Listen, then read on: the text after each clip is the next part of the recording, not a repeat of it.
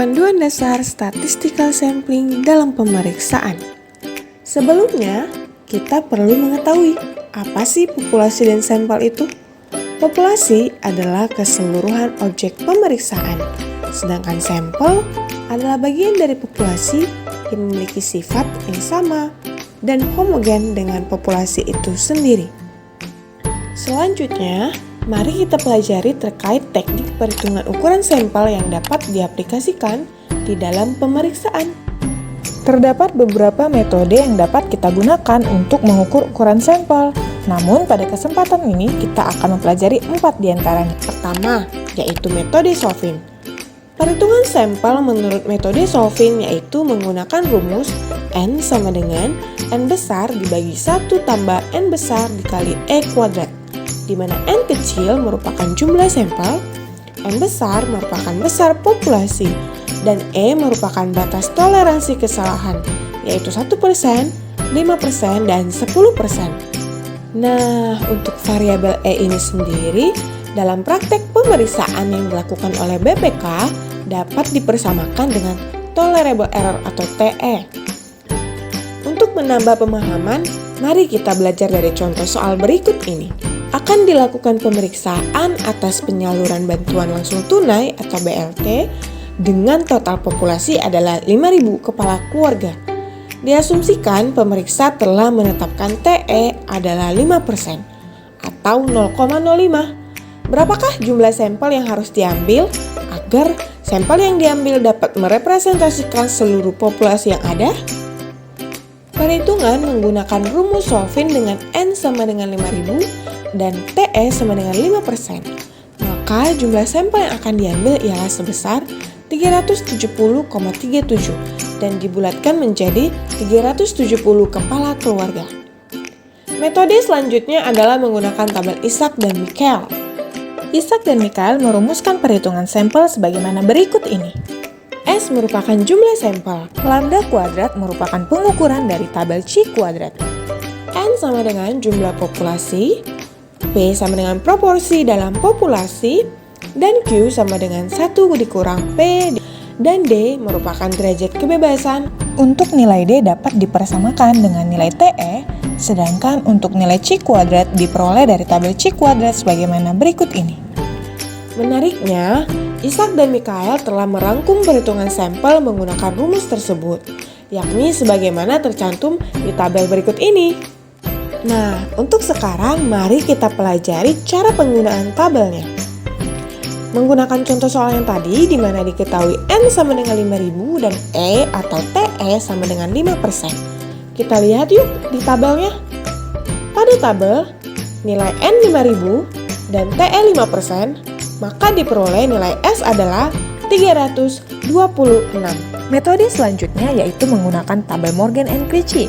Morgan and Crichi merumuskan pengukuran sampel sebagaimana tabel berikut ini.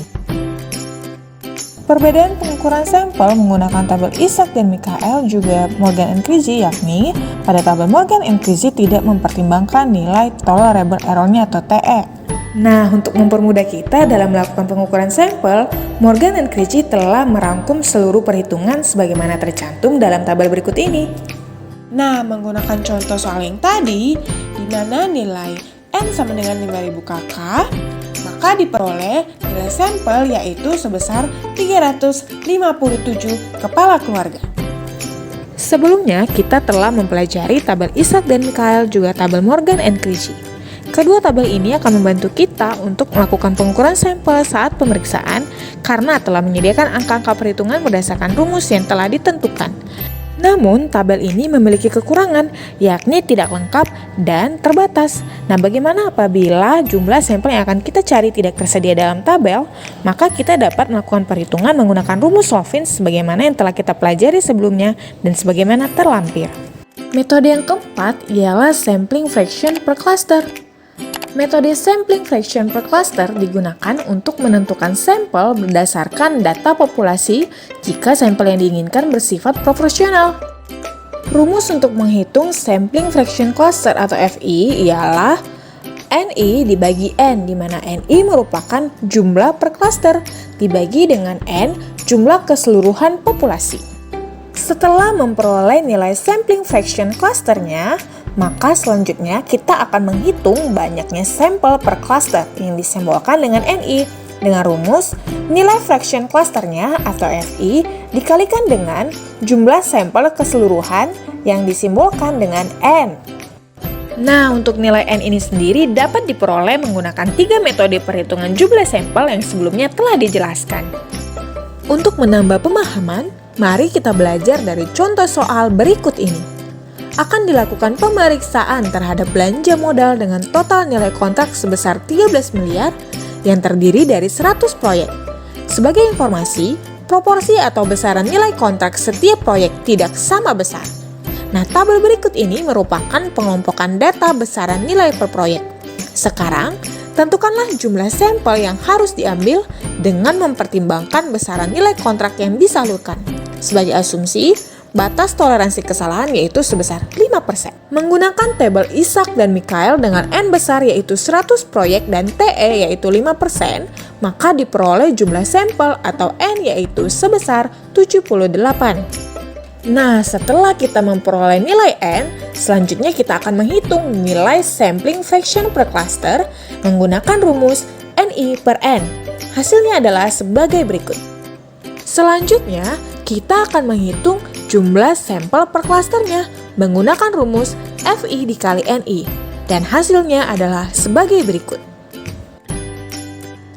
Demikianlah metode-metode statistical sampling yang dapat diaplikasikan di dalam pemeriksaan. Semoga bermanfaat. Thank you for watching.